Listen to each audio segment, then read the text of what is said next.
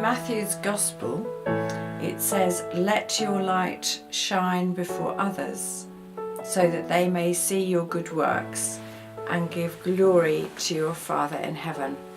I learnt that as a small child. I was very terrified of reading, and so when asked to read in public, I had to learn it off by heart. It was the same verse that was used at my installation, and it applies so much to St. Stephen's.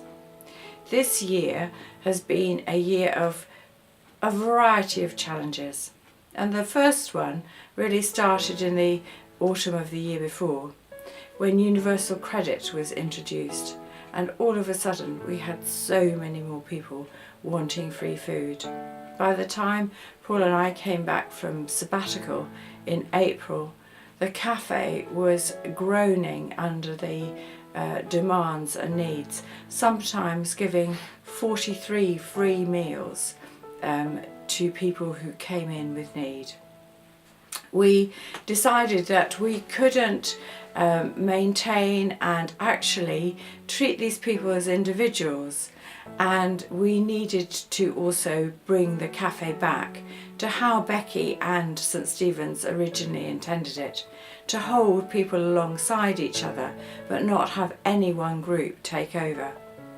So a new policy was introduced, and within a couple of weeks we were still supporting those in greatest need, giving free food when appropriate, but mostly asking people to at least give £1 towards their sandwiches or their coffee.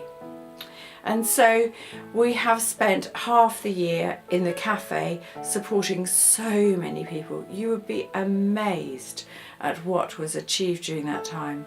But it had to be corrected because it wasn't what we were called to do. But we are now known within the city, we are known as a light within the city for those people who are in desperate need, for signposting. So Claire works alongside a whole variety of people that come in and need help, and they're then put in contact with others and find their way, some of them out of homelessness, which is a delight to everybody when it happens. For some it's a very long and slow road. Of course, during this time also the Open Doors project came to a point at which the builders moved in and the hoarding went up and the kitchen was moved, and that too of course has been challenging. Any of you who have had building work in your homes know that somehow to have the builders in is disrupts the general way in which you feel life should go on. This is despite the fact that our builders have been very amenable and pleasant to work with, but our project is enormous, and although we did so much, and the bedrock of what was done in the past is just being perfected and taken to another level, and so our doors will be even more visibly open with glass doors on 3 angles, and the kitchen improved for its function now, feeding so many people, open for such a long time, and all sorts of problems that you don't see and I don't see, thankfully, but actually make the functioning of the building almost impossible at times, smoothed out, and a quiet space achieved in the north transept. And lastly, as if that wasn't enough, the chapel opened in January, and Simon has run a cafe, and Naomi, with any number of volunteers, have worked so hard to interact with the community. It's had some ups and downs.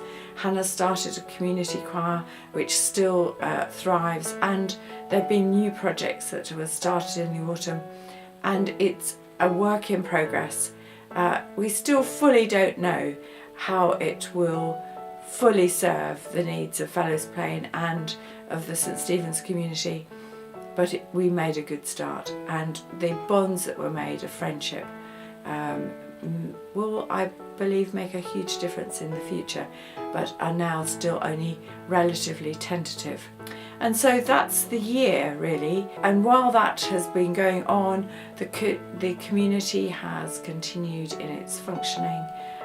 We worship every Sunday in 2 different ways, and that has grown. People have left, people have come, but now we enter the season in which we can concentrate on our worshipping community. It may seem the wrong way round, starting with the building and then a social action, but this is what God has planned for us, and who are we to argue? I really look forward to this period of time.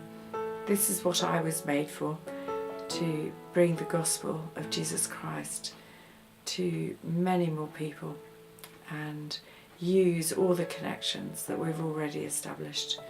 And I look forward to seeing us develop our worship in so many different ways in the years to come.